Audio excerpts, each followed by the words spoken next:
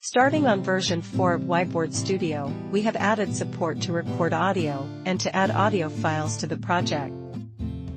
Basically, we can use our microphone to record audio, or we may record the audio in another program and import it into WyBoard Studio.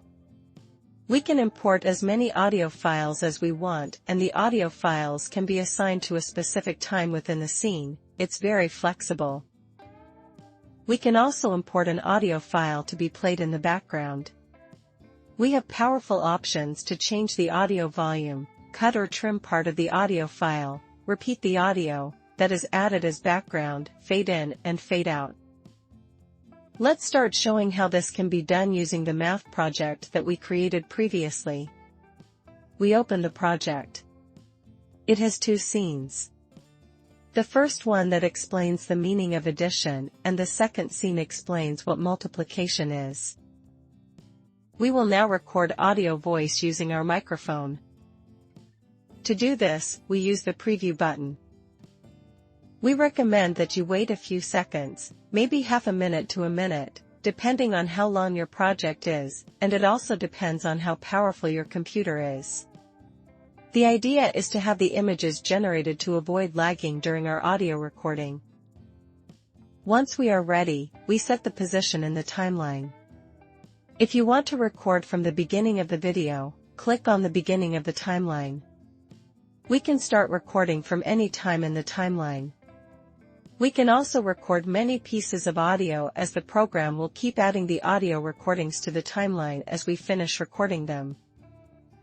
Once we set the position in the timeline, we select the microphone device at the top of the screen and click on the Record Audio button. We can see that the button will change to the red color indicating we are recording the audio.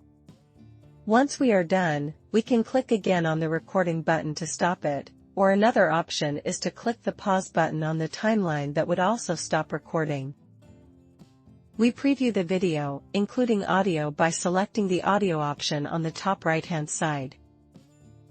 Audio files can be removed by clicking the button at the bottom on the timeline, or we can use the audio screen that we will show you now.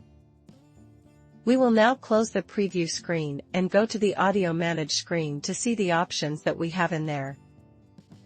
On the top right-hand side of the screen, we have the option to manage audio files for the project.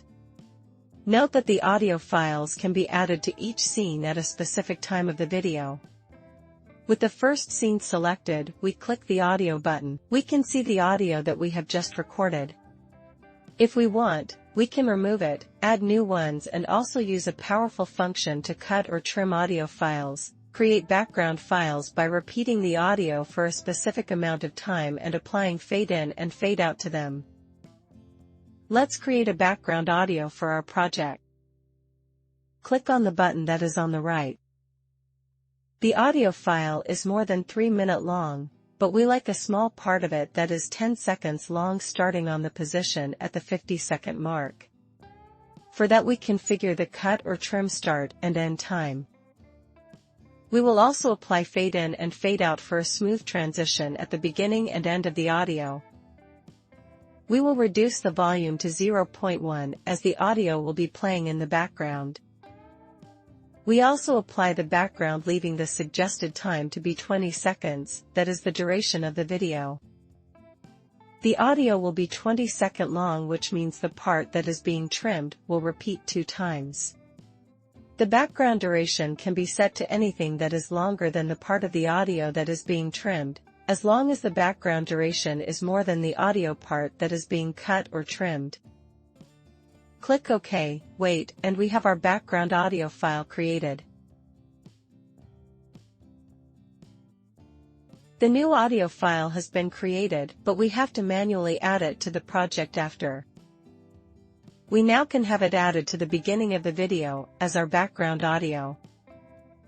Note, it's probably better to create the audio file after the video has been completed, finalized. This way we know the video duration and we can create the audio file with the exact duration of the video, then add it to the video.